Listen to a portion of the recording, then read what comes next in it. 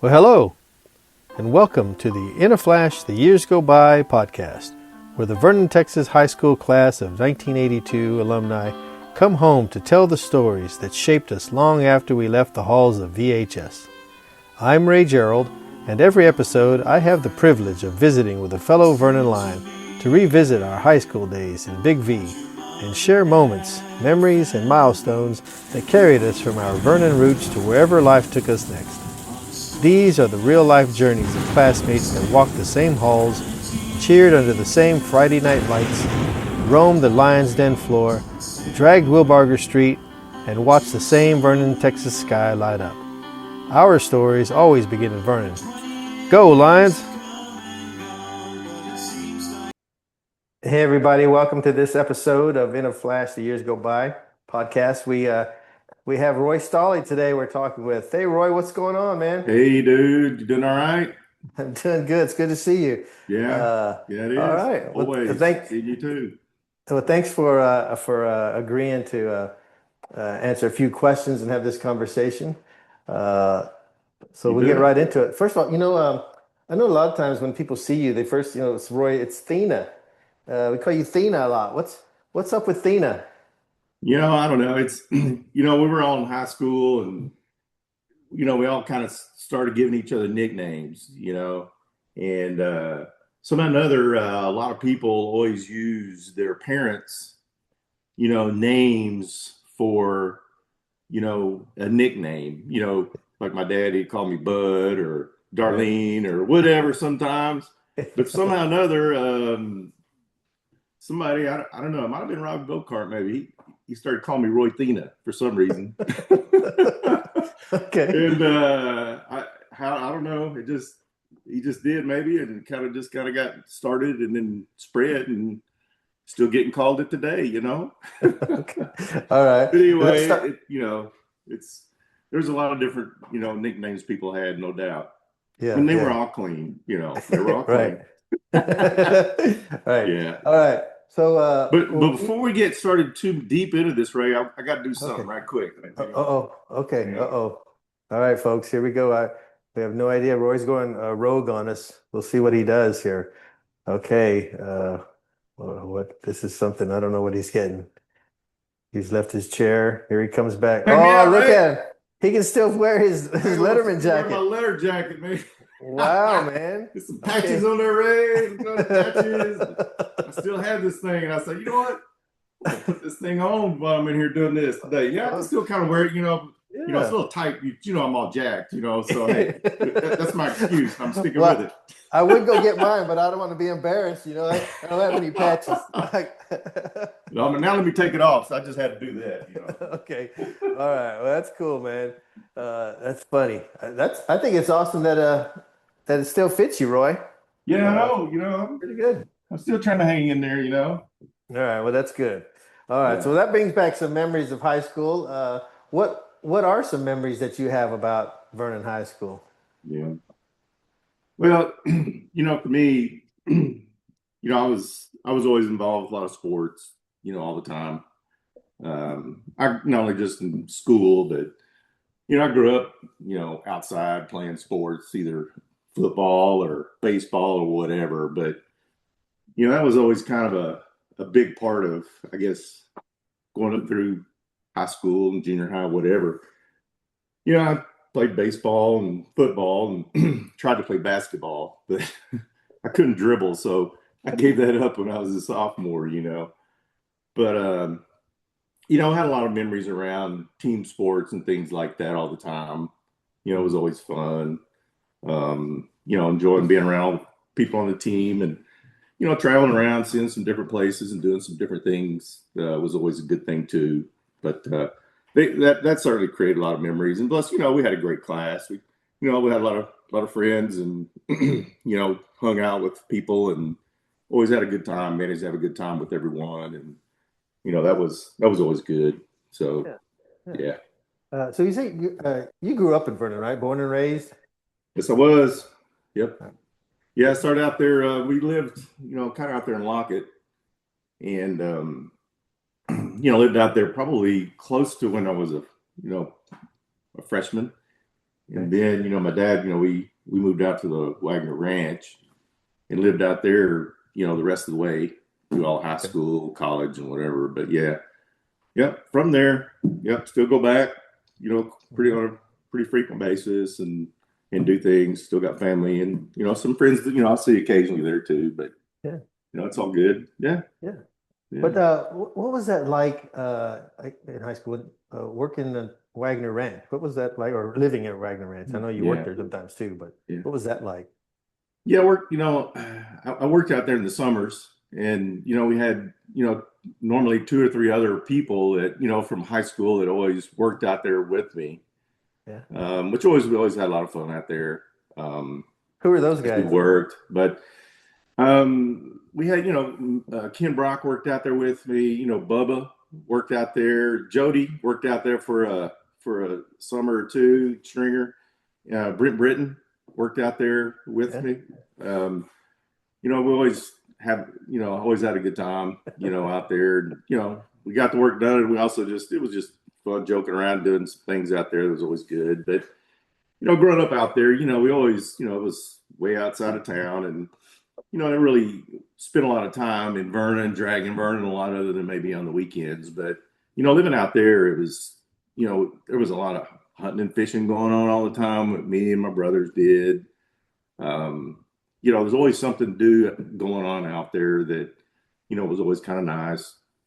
There was a handful of other people that lived out there on the ranch, kind of where we were. Um, I don't know if you recall Trent Gillespie. He lived out there um, along with a couple others. But the Daniels, Eddie Daniels, he lived across the lake. And but anyway, you find a way to do things, and really more so probably with my brothers and family, involved with a lot at the times. Yeah. But it was fun. It was good. Missed get to go, into town, sometimes, couldn't just, get in the car and drive to town because, just didn't want to, it was a 30-minute ride back and forth, Mhm. but, you did it when you had to or wanted to, I guess. But, there wasn't really a real big need to, always drive into town or whatever. Right. It would have added some more fun, I'm sure, but it was all good out there. I enjoyed Yeah. living out there. Yeah. Yeah. Did you so to get to school, did you ride school bus until you started driving or Yeah. Yep. yeah? Yep. Bus number 25. All 25. Yeah. right. It came out there, always had to get up really early because we were like the first ones on, Mm. and they drove, all around all over not only just the ranch, but they also used to go close to, I mean, out towards Harold. Grayback, I think, was the name of that Wow, little yeah. area out there on the ranch. There were some kids that live out there, but we were always the first ones on, and we got on and early in the morning, and slept most of the way, but it was good. And then whenever I got into high school, I got my hardship driver's license and all, Yeah. and then Yeah. off I was driving, Yeah. which was always good. So Yeah. yeah, All that's right. kind of the way it worked. Yeah. All right. So, Yep. in addition to sports, were you involved in other activities at school? Yeah, there's and it was you and I were in the drama class, we were in the senior play, Yeah, was we tore involved them with up. that. Huh? We Clarence and tore them Monroe, up. yeah, yeah. Um, I mean, outside of sports, not really. I was on the student council, which is always fun. We had a Hmm. little team of people on that, which was kind of neat. You know, outside of that, it was like I said, a lot of it was sports related. Always Yeah. involved with a lot of that. Yeah. Yeah. I remember you and I don't know, because I had office at some point, and you and I, for some reason, would go and collect, the attendance sheets or whatever. Oh yeah. Was that Hmm. you and I, right, that did that? And we'd holler out teachers' names and Oh yeah, yeah, silly yeah, stuff. yeah, yeah. I remember that. Yeah, yeah. Old Brenda. Oh, it's no Betty. Oh, I'm sorry, it's Betty, Betty. Miss Betty. Knox. Yeah, Yeah, yeah, Miss yeah. Knox. We'd walk around, yeah, in the hallways, and be people in the class, and we'd yell through the little screen and cut up and laugh. She never got Uh, mad. Oh, she did good. She played along with it. It was good. yeah. Yeah, it was Uh, always fun. Yeah. all right. So, what are some of your funniest or favorite memories in sports or in high school? For me, probably most memorable was related around baseball. Our class, we were the first baseball team, to win district championship Yeah. in Vernon, history, so to speak. We were the first ones. That was always a very memorable thing. But the thing of it is, there were so many good teams. But when I was a freshman, I'm really surprised we didn't win it before the end. Yeah. I mean, there was a lot of great players on our teams growing up from freshman to senior year. Some amazing players, but that was probably the most. And then something is other memorable. I don't know if you knew this, Ray. I'll give you a little fun fact on me. I pitched 2 no-hitters while I was in high school. Yeah. Yeah, in baseball, Wow. yes, I I didn't know did. When I that. was a junior, and it was against the same team. Well, the same team. It was Electra. Yeah. When I was a junior, I pitched a no-hitter and hit a home run in the same game. And then the Wow. next year, when I was a senior, I pitched another no-hitter against Electra again. Wow. So those were, that was pretty memorable. At the time, you just, it really, you don't really think a whole lot about it, at the time, other than, I mean, that just doesn't happen a whole lot, right? I mean, it Yeah. just really Yeah. doesn't. And then, I think about it today, and it's like, hey, I wasn't bad, it's pretty good. Roy, come on. It's a you lecture, Roy. know, Come on. I mean, come on, no, Just yeah, kidding. it I was was just kidding. no, it That's was it was awesome. good, but that was memorable, on our football team, we didn't have the greatest football team, the greatest record, and all that, but we had a fun time with it all. Learned a lot, learned a lot of life lessons along the way with it, and yeah, it would have been great to win district and do all that, but hey, sometimes there's a lot more other things you learn other than just some more wins. Yeah. Yeah. There's a lot more lessons in life that you learn, maybe not being as successful sometimes, Hmm. and we all gained a lot. It was all good. It was a Mhm. lot of growing, and it was fun. We made it a good time. Yeah. We did. Yeah, it was Well, good. what lessons did you learn from football or sports or Yeah. baseball? Well, obviously it's the ultimate team sports, right? Both, football and, those are, you have to be a good teammate. You want to help the team, you want to do your part. You gain leadership skills. I played quarterback, in football, and, you had to, coach people up, sometimes. Mhm. You learn a lot of leadership skills in that, and you learn to appreciate, the people on your team as well because they're out there helping you. So there's a lot of good things to learn from being involved in sports and activity and things like that. And hey, you also too you learn from winning, you learn from losing. You got to be able um, to figure things out when things don't go your way. And obviously we all want to win everything all the time, but it's just not that way. That's not the way life works. Yeah, that's So, that's true. but that was good. Yeah. Yeah. Okay, cool. What so what teachers or coaches, who impacted you in high Yeah. school? So I would say there's 3 people probably that are very memorable for me even today, and one of them wasn't in our class or anything like that. Actually, he was a friend of my oldest brother's, and his name was Mark Tidwell. Um, Mark he was a quarterback for the Lions. He went on. He played at, I guess it was West Texas State at the time. Hmm.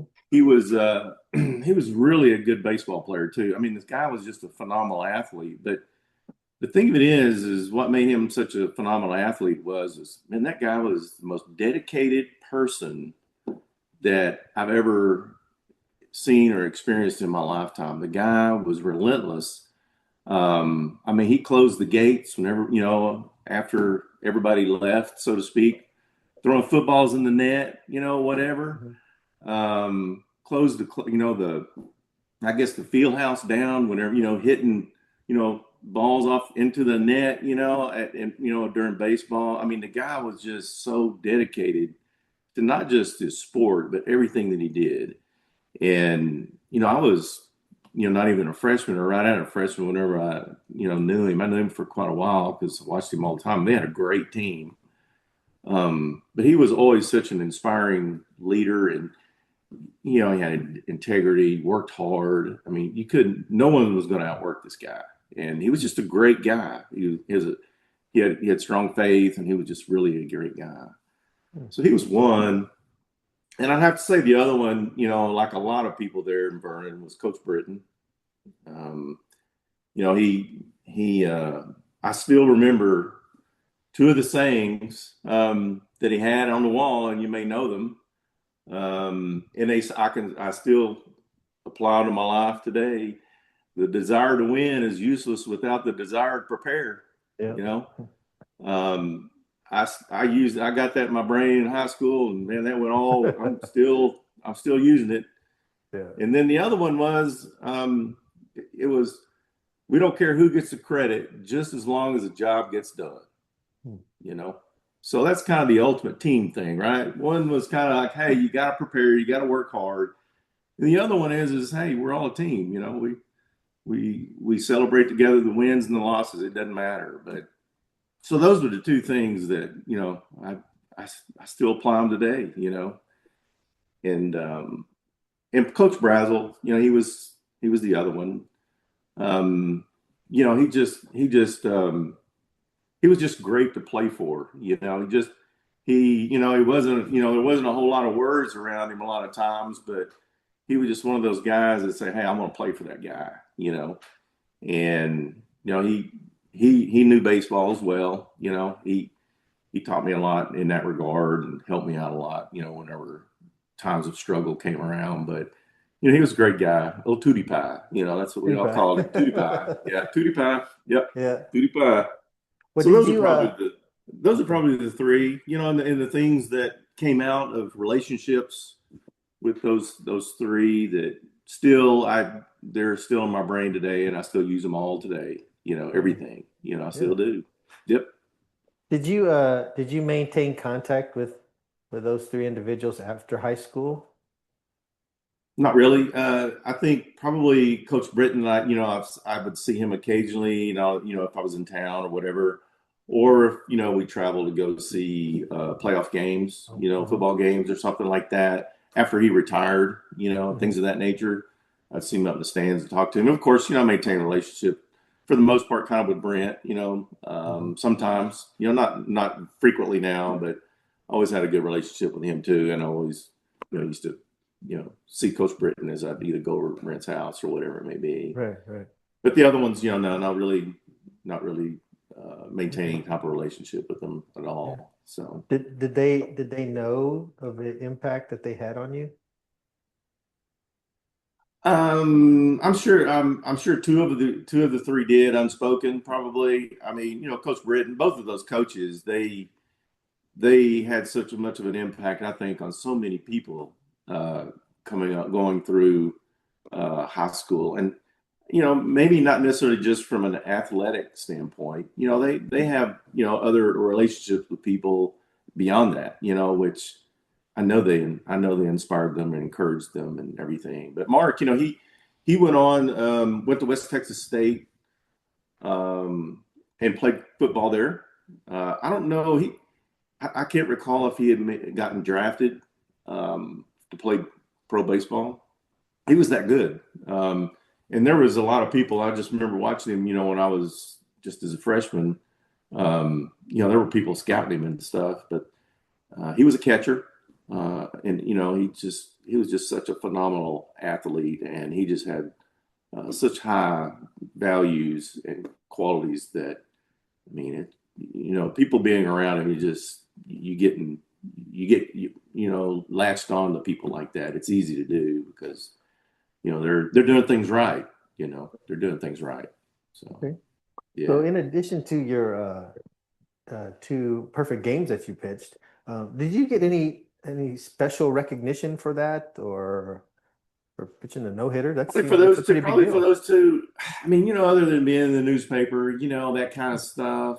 No, I can't recall if I ever really did. If anybody ever gave me some kind of something and recognizing that. But I don't know. I just think probably back in the day, so to speak, you get kind of caught up just doing what you do, and I think people recognize maybe that it was probably, or certain people, recognize that it was kind of a special thing, but which led me almost, I really wanted to go to Midwestern State and play baseball there.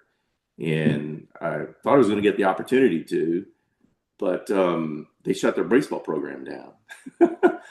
So I I didn't know wasn't they had able. baseball. Wow, okay. Yeah, they did. Yeah, right as we were graduating, that following year, they stopped playing baseball. They kind of, I guess, focused more so on basketball and soccer, probably, and Yeah, whatever else. But yeah. yeah, that's really where I wanted to go. I wound up going to two other colleges and playing college baseball as well, but which was a great experience as well too. It was fun, but All right. that was, yeah, that was it. There was great experiences. It really was.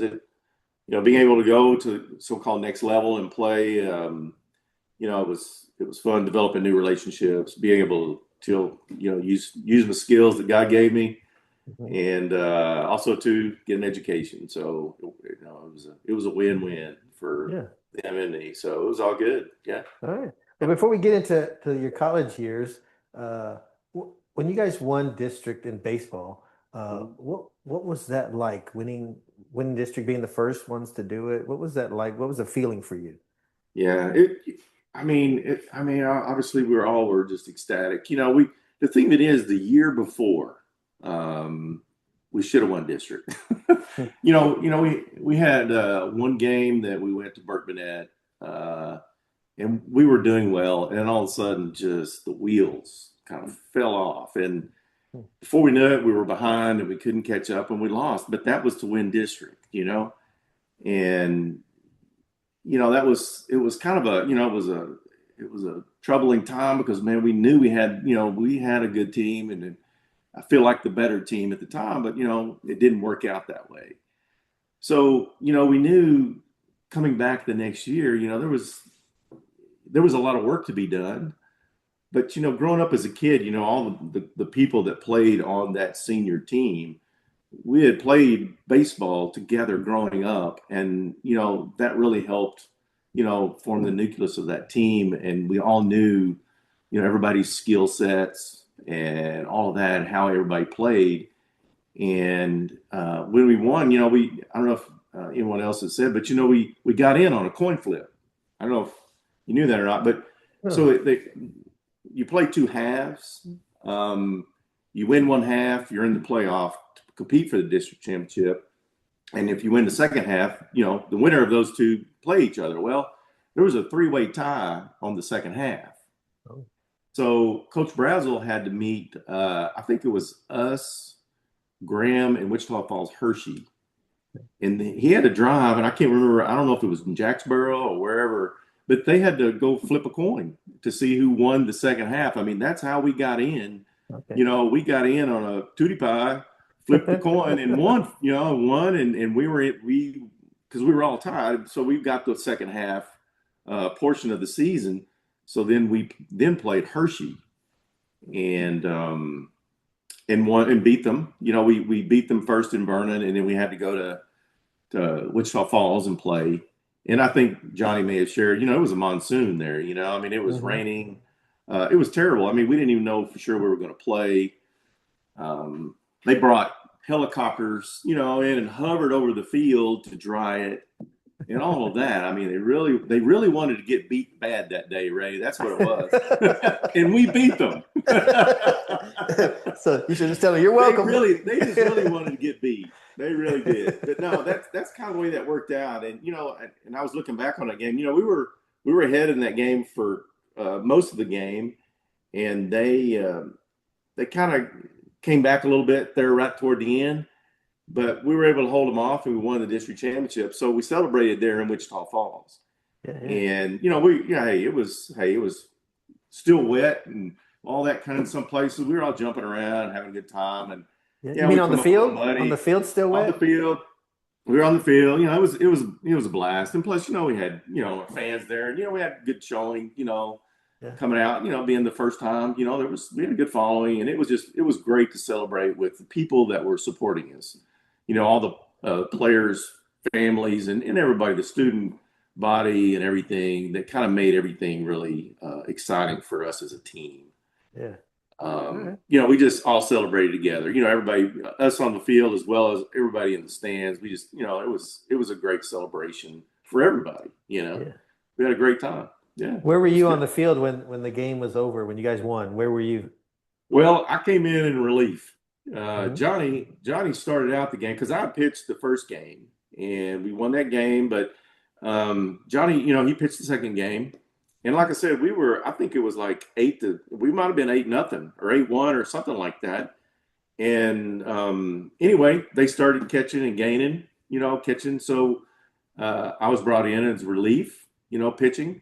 Um, I may have walked one or two people, and the bases got loaded, and some guy hit a home run off of me, and it was 8-6. I mean, it boomed like that. It was.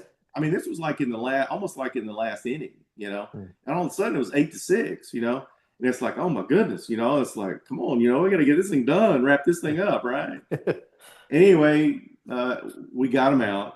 We got them out, and we beat them. So I was on the mound in relief through that last strike, and of course, swing and a miss, and the celebration begins, right? Jumping up and down, Mhm. throwing your hat and your glove everywhere, and celebrating with your teammates, and then with the fans. That was the experience. Yeah. Yeah, Nice. Coach Brazel super happy. Yeah. He'd been going a long time. And the thing about it is though, we really hadn't the baseball program had been playing too many years. I want to think it was like the seventh or eighth year that we actually were like playing baseball in Vernon, I Oh, think. okay. And so it took that long to finally, hey, we finally won one, right? Won a Hmm. district championship, and he was very happy. I mean, it was always great to see, him being happy like that because again, you just wanted to play hard for that guy. He Right. was Right. he was that kind of a person. All Yeah. right. So then you went on to play the bi-district game, and so what Yep. Yep. happened there? Yeah, we played Everman here in the Metroplex, Dallas Fort Worth area. They had a really good team. We coming in. I think they won their district. They were out. I think going actually some out west or something. Anyway, they were our opponent. They had a really good team. They had a lot of good players that had great batting averages. And of course, I was pitching that first game, and I go, well, I hope I can get these guys out. They did have one guy, Ellis Burks. He was center fielder. He went in. He was a major league baseball player. He played for the Boston Red Sox. Yeah. He was that good. And then they had another guy by the name of Jackie Davidson. He was a pitcher, and I mean, he was good. The dude was good, and I think he might have got drafted too. And I don't know what kind of career in major leagues or if he did whatever, but those two, were the big guys, the big guns on their team, Hmm. along with others. But first game, we held our own, I think for the biggest portion of the game, and then we had some blunders, got behind and couldn't catch up, so we lost it. And then I think it might have been the day after graduation we came here and played, and they beat us the first game, and that was it. They went on, and we loaded back up on the bus and went home. Yeah. But it was a great experience. It just didn't work our way. It just didn't work out. Yeah. Just didn't. But it was great. It was fun. Yeah, Yeah. Okay. yeah, yeah, And so your feeling when you lost, no longer playing that, this is your last baseball game you'll play at Vernon High School. What were your feelings at that point? yeah. Well, we didn't win the game, but we had a lot of success. Hey, we were the first. We can say we're the first team to win the district championship in Vernon High School. I Yeah. mean, we had a successful year. Yeah. I think our record wound up being like 18-6, and I think that 6 was with those two playoff losses. But 18-4, I mean, we did great. We had a great year. It was fun. Did something that no one had done before. Yeah. Yeah, I hated to lose. You always do. Yeah. But you also have to look at the other side again, like I was talking about before. You got to learn how to lose. And it was a Yeah. great year. We had a great time. It was. Well, Yeah, I know that you are just a really good athlete, pitcher. Didn't you play shortstop sometimes I or did. and Hmm. in football, I know you were in addition to being quarterback, you were a really good kicker, right? Yep. And it's Yeah. always wondered you didn't uh, go out for like kicking or something like that in football or something like that if that was Yeah. strength or whatever. But you're what were some of your uh, most memorable moments in football or either football Well, games or practices or anything like yeah. that? Well, there's two things that always stick out in my mind when I look back, from football life, right? So the first one of them was beating Altus, Yeah. our senior year, very first game. Altus was ranked in the top 5 in the state of Oklahoma, and they were expected to just come in there and walk all over us. And here's something I always remembered too, Ray. I don't know what it was. There was one day after practice, and was gone, and there was some young kid that was out there, and I was either getting ready to leave or whatever. And this little boy walked up to me and he says, "Oh, Altus is going to whoop y'all's tail." I looked at that little boy in the face and I says, "They're not going to beat our blah blah blah. We're going to win, right?" And I don't know, they just always stuck in my mind, and it was kind of middle part of the week, but I was driven to beat Altus. I mean, I was driven not only just aside from that experience from this young kid, but I just had in my mind we weren't going to lose. I believed it. You know, Yeah. and I even had a tendonitis thing going on in my forearm Hmm. because when I threw the ball, it was painful, and I wasn't real sure that I was even going to get to play to start out anyway because I was kind of nursing this along all week. But anyway, it come game time, and I said, "Hey, I'm playing. I want to play. And we did, and I think we beat them 14-10, and everyone thought that hey, they're just going to come in there and blow us all out. Well, I mean, we beat them on a fake punt. They put me in as I was the Yeah. up back. Yeah. And they snapped it to me, and I was going to run the option down, but then I just cut back, and all of a sudden I was in the open field. I go, wow, what? I better run fast, right?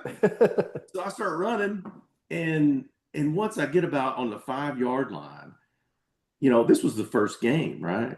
All of a sudden, I started cramping up real bad. My Yeah. legs were cramping up really bad, and I literally fell across the end line to go into the end zone, right? And it was hard for me throughout the remaining portion of the game in order to get the cramps to stop because once I did, I'd go back in. Well, I start running and I cramp up again. Well, it was just Yeah. because it was hot and Hmm. just didn't have the fluid levels and stuff in me or whatever. But we made it through that game and we won that game. Yeah. And I mean, everybody was even in the town obviously was surprised that we won, and hey, we were too because hey, we weren't supposed to win, but I don't know. I just felt like at that time when that little boy said that to me, and I told him, I said, we're going to win this game. And then the outcome kind of came, and I was being able to be a part of the outcome to kind of help win. Just told me it's like, hey, you can, believe in yourself, believe you can do it, and you can. You know. Hey, Roy, you were the Joe Namath of Vernon, man. It just that memory I think about it periodically. It's still with me today, and Yeah. that was a very memorable moment for me in football. But the other one was when we were juniors, and I don't know if you recall, but during two-a-days, that was one of the most hottest summers in Vernon, Texas. I mean, I think probably still have those records today on those Right. temperatures. Yeah. And we were out there in the middle of the day. It's unheard of today to get people out Oh, there in yeah. this heat, Yeah. and practicing. They're going to be practicing either really early or really late. But we were right out there in the middle of this 100+ degree weather every day. And right, I mean, it was so hot that people after practice was over would go on would just fall down in the showers with their equipment on, wouldn't even take off their equipment and just try to get cool. It was so hot, and that always stuck out to me. But man, I know it was, you had to grind through that. It was one of those things where, you just fought through it, but I remember that summer or 2 days. Mm-hmm. It was so hot. Yeah, summer of '80. Yeah, it was terrible, But all right, anyway, all yep. right. So so when graduation hits, did you know what you were going to do, what you wanted to do in life when you were a senior in high school? Well, I kind of say this jokingly. I'm still trying to grow up and figure out what I'm going to be one day. Jokingly. No. The answer directly, no, I didn't know exactly what I was going to do. I had an interest in drafting and design at the time. I wanted to, design things, homes, stuff like that, that kind of thing. And I always thought, and that's what when I went over to junior college there in Altus, I got an associate's degree in drafting and design. I thought that's what I was going to do, I wanted to do. And then I went on, there at Southwestern Oklahoma State. And I don't know, I didn't pursue that. I got into kind of manufacturing kind of things. I got an industrial technology degree. I kind of thought that, that I wanted to be something in the field of making things, Mm-hmm. And this industrial technology degree, is a technical degree, but it's also very similar to an industrial engineering degree, where the concept there is making things better, more efficient in a manufacturing environment, right? Okay. So that's kind of what I did. And then I just, hey, once I graduated, where I was going to go wound up being, really didn't have any idea. I just started sending out resumes like everybody else, just, man, I went to school, I got to find me a job, Mm-hmm. So just sent out resumes all over the place.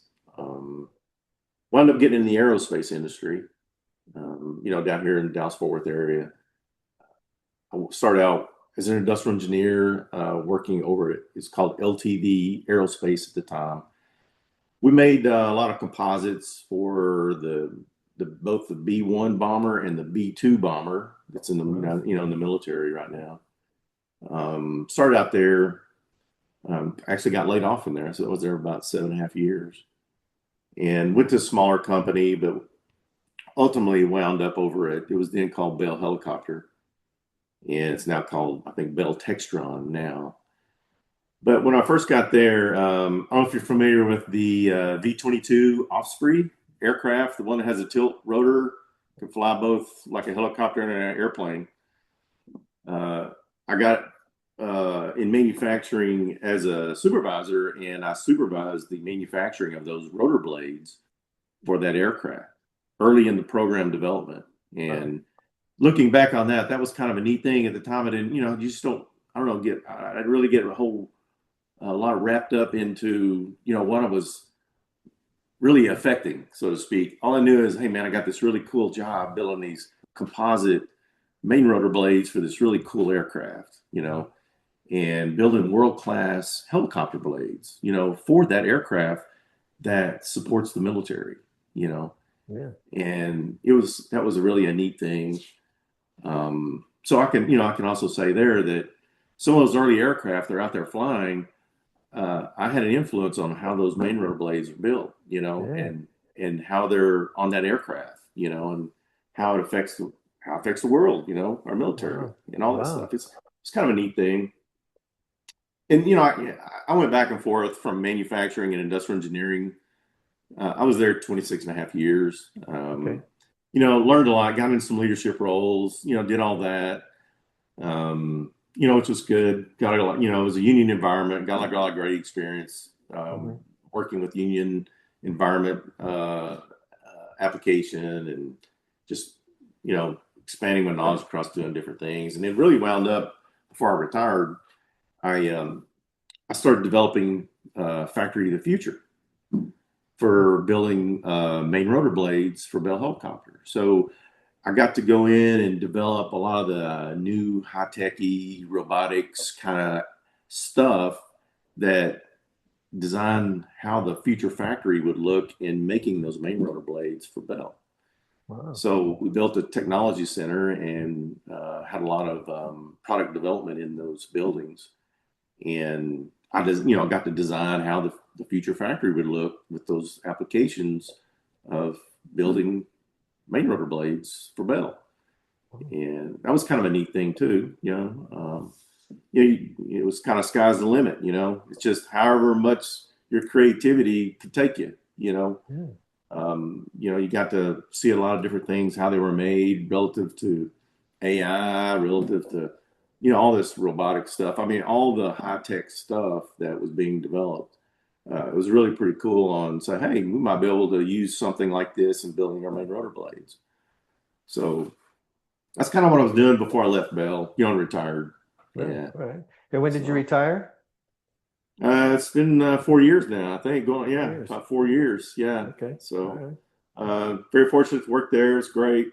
Got a lot of great experience from there, obviously, and you know, provided for my life and my wife, and all that good stuff. Yeah. So it was all good. Yeah, it Right. You was all provided for good. life and wife. Okay, good. That's right, All life and right. wife. And All probably the right. wife probably has to go in there maybe first. I don't know, but no. Yeah, all right. Well, that's it's funny. You and I have talked. We've maintained our friendship over the years, and I think this is the first time I've gotten any in depth about what you really did there at Yeah, Bell Helicopter or LTV, and I think we did this more social stuff. So that's cool to hear how you were involved in doing stuff for our military and just yeah, the future. Uh, yeah. that's cool, Roy. So how do you see your what you learned in Vernon and through team sports? How does that relate to how you did in your career? Do you see any Yeah. Well, correlation? yeah. Oh, yeah. There is. Like I was, kind of was mentioning earlier. It's being a good teammate. It's learning how to win and how to lose, even in a business environment, right? Um, leadership skills. I was in leadership positions for quite a number of years in my career. So you had to learn how to work with people. So all that applied. Obviously, the hard work part of it. Like I talked about with Mark earlier. The dedication. Hey, it's not about just putting in 8 hours a day. 10, 12 hours. It happened quite frequently. You had to do what you needed to do in order to make things successful. So a lot of those things, and obviously, integrity, your values, all those things, you just transfer those into the working life with people. And, it's one thing I guess one of the things I look back on my career, like from a working perspective is I had a lot of great relationships that I developed. And those relationships really helped me be successful. Um, I couldn't have done it without others. Couldn't have done it. And it just wouldn't happen. I mean, in order to get things done and make things work, you got to be able to have people that you can know and trust, and you also have to be trustworthy and have integrity and have good values in order to make them rely on you too. I mean, it's a two-way street, right? So I have to look back and I say, I always had great relationships, always had great relationships, and I knew a lot of people, and people knew me, obviously, but we were all successful in getting things done, and we all could rely on each other. We had great teams, even in my working life. There was, a handful of leaders that were, that were my leaders, so to speak. That we always had great teams. We just did. Always had good people around us, and even though the job was hard, the relationships made it easier. You know, it just was. I mean, there was a lot of things like, man, I don't know how we're going to do this. you know, Right, right, right. but there's everybody has something to offer, right? I mean, everybody's got something to offer, and you figure it out, and then you celebrate that too. We did. I mean, we celebrated. We had wins, we celebrated. So looking back, that was probably the most thing that I can remember on my career is that, Right. you know. So yeah. Great. In college, you talked about playing at a different level. What was college like life for you? What was that college life? Yeah. Being an Well, athlete and a student athlete. yeah, student athlete. Yeah, it was good. It was I tell people periodically too. I mean, it's not easy being an athlete. I mean, it's never. I'm not saying it's easier one way or another. Right? I'm not saying that. I'm just saying that there's a lot of work in being a student athlete. I mean, you know, you got to get your books. You got to study. You got to get your grades. You got to work outside of more than just being on the diamond. Mhm. I mean, you spent time in the weight room, uh, countless days. You traveled, and played. I mean, the fun part was playing, obviously, but it wasn't. It just, I mean, it was fun in the fact that one, you knew there was always something there that you're going to enjoy after all the hard work was done. Got to meet a lot of new friends on the team. Got to travel some. We traveled. That was a great experience. It made the college experience, yeah, it made it go by probably a little easier, maybe a little faster for me because I was playing a sport, something I really like to do, right? Playing Mhm. baseball. And then also too, getting an education. I just um, I I was able to get both of them done, so to speak, right? Yeah. And that was a big deal. But it wasn't always a lot of playtime. I mean, yeah, everybody has some playtime, but there was a lot of times that hey, I was either studying or I was in the gym, in the weight room, lifting, doing whatever to prepare myself to be a good athlete or the best athlete I could be, and then also to be the best student I could be.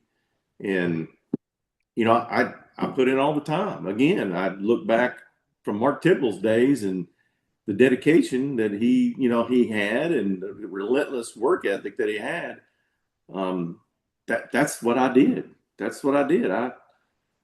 I worked at it, and got it done, so to speak. Right? But it was fun. I mean, that's what I enjoyed and liked to do. Right. So and obviously I didn't know if there's going to be any professional baseball life afterwards. I was always kind of hopeful, but that wasn't. It was a hopeful thing, Yeah. and you tried hard, but that wasn't ultimately. I knew that hey, I've got to get an education. Yeah. I need to get study. I need to get my grades, and Yeah. prepare myself for later in life. So, You but it said it was was fun. hopeful. Was there the possibility of major league or any minor league or Mhm. anything like that? Was there any Yeah, indication I of went that? to I went to a couple of tryout camps, that kind of thing. But nothing came out Yeah. of them. Just the experience of being there to kind of go through the process and see how it was. But wanted to go and try. Okay. Yeah. So I did. Were you I were think you a looking back, I think looking back, if I was kind of have a little bit of a do over, or if I could add to, not to say do over, but if I could add to what I was doing at the time in high school and beyond, even in college, I would get on a traveling team oh, that traveled and played. It was to give you more exposure right. because that's what it was about. Over in Oklahoma, I mean, there were a lot of great baseball players that came out of Oklahoma and went on to do whatever. But I think it's all about exposure, and it's not just with me in baseball. I mean, it's really about anything you want to do today. It's all about Mhm. exposure. And I think if I'd had a little bit more exposure, don't know if I'd have went to I don't know if I'd have, did anything professional, but I think I may have had an opportunity to maybe play at a Division I college. Maybe Oh, okay. always wanted to go to Oklahoma State and play. Yeah. Oh, Especially, I really ultimately, I really would have loved when University of Texas and played, right? yeah, yeah. But I went to some baseball camps there in Oklahoma State and Stillwater. Me and Brad Clifton did, and I love their campus. I love the environment. Love the coach there. And I thought, man, if I'm gonna go play somewhere, that's where I want to be. And then my junior college coach, he played at OU, and he was the first year coach there when I was a sophomore, and he was a draftable player, but I think he had an injury. But he really helped me excel my sophomore year Mhm. during junior college. I had a great year. I can't say it other than just it was a great year, and there was some exposure, around that, because he had connections. So I thought, well, maybe maybe I can, But all I knew is, man, I just got to keep putting in the work, Yeah, yeah. And I did, I just did. I was motivated to do that, and it enabled me to go to Southwestern and Yeah. play, Hmm. and play there. But I really, again, if I'd have maybe took on a little bit more risk and pushed a little bit more, and maybe engaged with some, not only that coach but others, you know, try to reach out and go to a Division I college, because I feel like and I believe I could have. I mean, I really do. I just at the time, man, I was playing, Yeah. I was doing good, and it just seemed like the time to do. But I really wish if I was, and add to is I would try to gain more exposure and take on a little bit more risk on trying to reach out and go to different places and Okay. play to get to that next level or a Division I college. But Were you yeah, a pitcher or infielder in college? yeah. So in high school, I pitched a lot, and but when I got into college, even in junior college, I very quickly found out that, man, it was harder to get these guys out. I mean, it was just like, oh, man, it's hard to get people out, I mean, it was hard. So when I was, a freshman, I pitched and didn't play a whole lot. But then when I was a sophomore, I said, man, I'm giving up this pitching thing, right? Mm. So I played every position in the infield, and I wound up at third base. That's where I played in college, more or less. So I played in third base and also played second base some, but it was more in third base. Okay. And played the hot corner. It was good. Loved it. I started, I even received some honors, Yeah. Yeah. Yep. Received some honors while I was at Southwestern and, you know, hey, even when I was in junior college my sophomore year, always, I could hit, I could hit, I could field okay, but I could hit, and I wound up, I batted 398 my sophomore year. Wow. I mean, I went 2 points away from being a 400 hitter, Yeah. and that enabled me to go on to the next place, right? And then Yeah. I was a 300 plus hitter both years when I was in Southwestern, and I got a couple of honors to go along with that, and had some great teammates, and it was good. Yeah, All it was right. fun. Yep. Good. When you mentioned the wife, Mhm. when in your life did you get married? Well, I got married later. I consider it to be later in life when I was 31. Okay. You But old anyway, man. yeah, no, old man, I guess. I don't know. Yeah, we got married when it was Nicole, and her name was Nicole Kincaid at the time. Her parents and family, all of their family lived there in Vernon as well. But we met over in Arlington at a club called Cowboys, and Trisha Yearwood was in there at a concert. And anyway, long story short, we met there, and kind of the rest was history, right? Okay. We wound up dating and then getting married, and we've been married ever since. So, All yep, right. yeah, 31. Man, okay. yep, 31, yep, All right. yep, yeah. That's great. When uh, so what would you say has been your biggest accomplishment in life? Yeah, I don't know. A lot of the things I talked about, I mean, they were, yeah, they were, man, it's hard to say just what would be the biggest. I mean, the baseball championship was good, having the experience of college life and playing sports as a student athlete was good. I mean, the relationships in my working environment was always good. Um, it's just really hard to I think for me to put a finger on something that says, hey, this was it. This was the best thing I've ever experienced in my life. Everything was everything was good. Yeah. God's been great for me. It's you know, I don't know if I have to say that now today, something that's always, I've wanted to do and everything is improve my relationship with God. I've kind of gotten involved with things now that, my church and whatever, to try to improve that. And that's the greatest thing, right? I mean, that is the greatest thing. I mean, I guess I can say that, right? I mean, that maybe now that I think it through, that is the greatest thing. So all this other stuff it's nothing compared to that. Right. So I'm getting better with that, and that's been a great experience for me too. So Yeah. yeah. That's great to hear. Yep. Uh, what Yeah. was the biggest risk you took in your 20s or something and how did it shape you? Yeah. Probably, looking back, and again, not really thinking too much of it at that time and realizing it is probably, getting out of Vernon.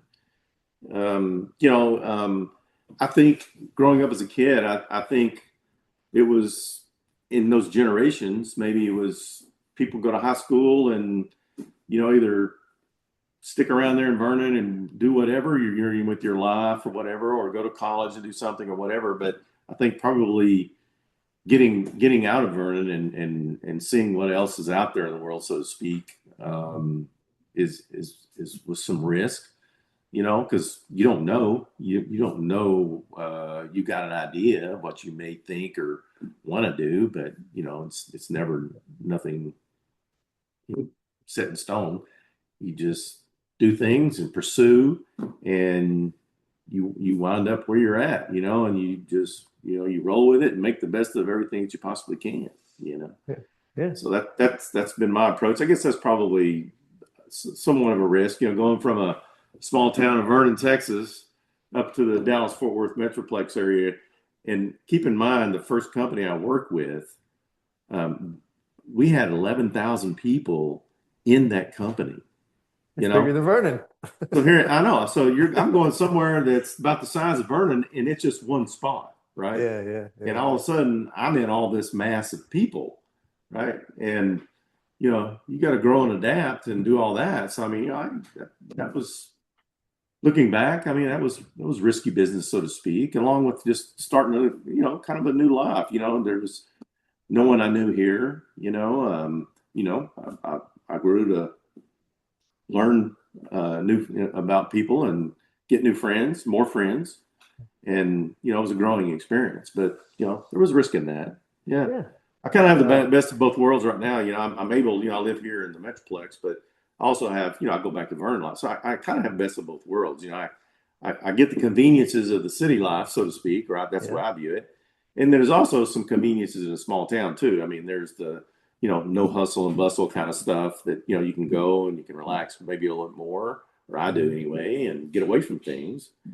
So I, I kind of have best of both worlds right now, and I cherish that. I do, Yeah. along with the still friends that that remain. Even from Ernest, like you and I. We've been, I mean, we've been friends for gosh ever since we've been in high school, and we've you know been around each other almost off and on Yeah. for that Yeah. many years. You think about it when you guys first kind of moved. I think it was over in the HEB area, in Yeah. that apartment that you guys are at. I lived in North Arlington at the time, and we'd come visit and hang out sometimes, and then I've also too I've watched your kids grow up, and where they are today, and experienced a lot of stuff with those. So because you guys didn't live too far from us, for a long period Yeah. of time. So Yeah. and we still have interaction today. So um, yeah, so yeah, you were even best man at my wedding, Ray.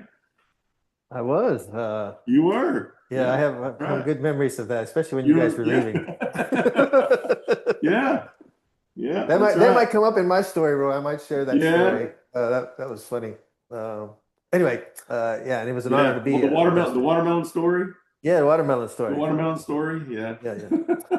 That was good. yeah. What so what's an event in your life that marked the end of childhood for you and the beginning of who you are today? You're no longer a child, you're grown up now. Yeah, I mean, probably the transition of, once I got out of school and, finding a job, starting that portion of your life probably was a big transition for me. And probably at that time, I mean, probably sometimes had a little too much fun, so to speak. But that's when you come from a small town, it's kind of like a kid in a candy store. You learn a lot of new friends. You get in a bigger city where there's a lot more things to do. There was a period of time where you enjoyed time with friends and did whatever. And you transitioned through that too. And then I got married at 31, right? But Yeah. um, that was probably a challenging time. Right at first, there was just a lot of unknowns. And you gotta grow up, and be something someday, right? Yeah. Yeah. Yeah. Yeah. Okay. So transitioning into that after high school and kind of going through that period that was good and was challenging, especially when I got laid off. I didn't have a job. Mm. And right after that I said, well, here we go, we got to look again, right? And you Yeah. got to start over. And I was right on the brink Stressful. of having to move back to Vernon Mm. because I mean, hey, I was using unemployment as long as I could, Yeah. Yeah. and it was almost the time where it's like, all right, I'm gonna call mom and dad maybe and say, hey, I might need to come stay for a while. Yeah. But an opportunity came available, and then life went on. But it was Mm. certainly challenging through all that, you know. But it too, the one thing I learned from that is that wasn't the only place that a person could work, and there is life after being laid off, and there's things you're going to grow and learn throughout that whole process, and um, it worked. Yeah. It That's worked. good. Yeah, it Yeah. And I worked. remember you going through that stuff. Yep. So you said you were retired. During your career, did you have other interests, activities, hobbies that you were involved in? Yeah, I always, hunting and fishing. I continue to try to do. I don't do as much fishing. I do more hunting than I do fishing now. But I scuba dive. Like with a lot of those friends I was telling like through that period there, that kind of that 8 to 10 year period. I mean, I got certified in scuba diving. So we took trips and went scuba diving. Yeah. Stuff like that. Just whatever, playing golf. I'm still a hack, but I enjoy playing. Hey, I've been trying for so long, and I guess I've lowered my expectations a little bit over the years. I Yeah. always thought that, I was talking to Nicole here a while back. I thought, I never really thought golf was going to be this much of a challenge, and the fact that it's a stationary object on the ground. I played baseball. People throwing things at me for years, and it's not necessarily straight. They curve, they go every which way, and I was able to hit it. But here I got a stationary object on the ground, and I struggle with hitting that silly golf ball. But I still try. I'm going to always probably still try as long as I physically can. And so I do that, really probably between hunting and golf. And, obviously, mixing with friends too when I can are Mhm. the things that I do, along with some of the other things I spoke about with my church and other things. So the thing that is after I retired, it's like, I always told myself, hey, after I retire, I don't work anymore. Yeah. I don't not want to work anymore. And when I say that is I want to go on to do new things that, I've always either wanted to do, never had the time to do them. But it's kind of the next chapter or a new part of life that, hey, I already been there, done that. I don't want to keep going back because I mean, I've had opportunities to be able to go back and do contract work and things of that nature. Mhm. It's not to say that I would have probably done one of them, um, but no, I want to do new things. I want to do something new now. It's time to Yeah. do different things, Sure. and nothing wrong with my past or the history and all that. But it's just time to continue to look forward and do new things. Sure. And I've been doing that. I do that, and it's good. It's all good. So What have you been doing since retirement? Yeah, so I do play golf, but I'm also too. I'm kind of self-taught. I do trading and investing. Oh, I've kind of learned how to do that through some training and stuff, and I've grown to learn a lot about that, and I kind of pedal around in the market a little bit. It's frustrating, but sometimes it can be fun. But outside of that, in golf, and I go back to Vernon, and I'm there every 2 3 weeks. I've got a farm that inherited from my family that I maintain. So I spend time there. I was just there Wednesday. mm, So, and I'm going to go back in another week or so, but I'm there quite frequently. So I'm real busy with that, and like I said, the church activity and things, and then just spending time with friends and family, and that's pretty much it right now. I do some traveling, not a lot, but some. And hopefully, moving forward, I'll be able to maybe do some more of that in different places if Nicole and I desire to do that, which she's always wanting to go, but right. which is good. But we'll do probably more, maybe some more of that later on. But it's right now, it's just not a high priority for me Sure. to do a lot of that. All right. I like doing kind of what I'm doing right now, and it's working. So Yeah, yep, working for you. yeah, That's good. Is yeah. there is there a one mistake or a tough season in your life that ended up teaching you a valuable lesson in life? Um, there's then I guess I can share this. I'll share the story. Because at the time I didn't really know what God was telling me, and I look back. My Mark, my brother, his wife. They had premature twins, and we lost one of them. Long story short, we lost one of them, but I was there with him whenever he was holding uh, Ryan was his name in his hands, and the baby passed, and I was right there. And I guess at the time, I don't know. I really didn't know what to think. I just didn't really know what to think, other than the fact that this was happening. And um, I don't know. Periodically, you think about things like that, and it's just like I don't know. You just cherish. You should cherish life. You only got one, Yeah. and do the things that you want to do and the way you want to do them, the best of your ability, and cherish it, because you know it can be taken away from you. Mhm. And I know this was a small infant, but it's like that however old you are, right? You just have to appreciate it, and there's a lot. It's a roller coaster, but you just jump on and ride. Right. Right. But Yeah. I mean, that was a difficult time, and it was tough. But again, looking back, at the time, I didn't really know what it meant to, what it was meaning at the time. Mhm. But I come to, kind of come to better understand over the course of time with that. And it's kind of, moving forward, you learn and grow and adapt. Yeah. But that was, that was probably the most, maybe most detrimental or whatever, than something like that. Yeah. That was crazy. Yeah. you know, Yeah. but anyway, yeah, But you but mentioned faith and church and yeah, activities. Um, have you always had a faith that's not, what has been your faith journey been like? yeah. Growing up as a kid, my parents always saw to it that we were going to church. You go through it. We were a Lutheran family in church, and we got kind of confirmation, and I did all that.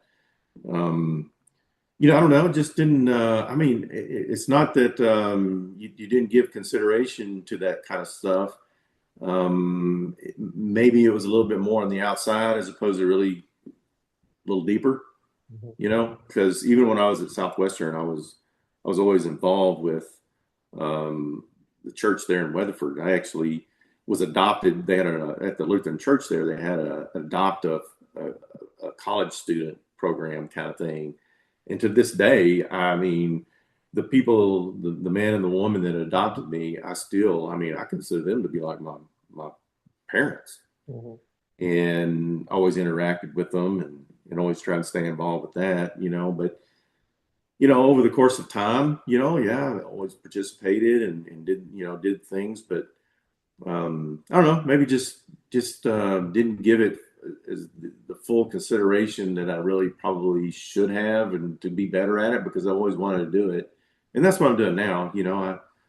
I try to grow and learn in the faith, as much as I can, better, try to get better understand it all, and grow my faith, and that's got some small groups that I participate in, and it's good to have those types of people and friends, and in your life, to kind of help you better understand, and also too hold you somewhat accountable in certain things too. So it's always been a good thing. So I'm getting better. Got a long way to go, but I'm getting there. So Yeah, yeah. I think anyway, we all yep. are. Yep, I think that's what I call sanctification, right? There, God's Yeah, trying to yeah. mold you in His image, right? So That's true. that's the journey. That's the That is journey. the journey. Yep. What is something about your journey that you want people to understand that they may not see on the surface? Who's Roy Stolle?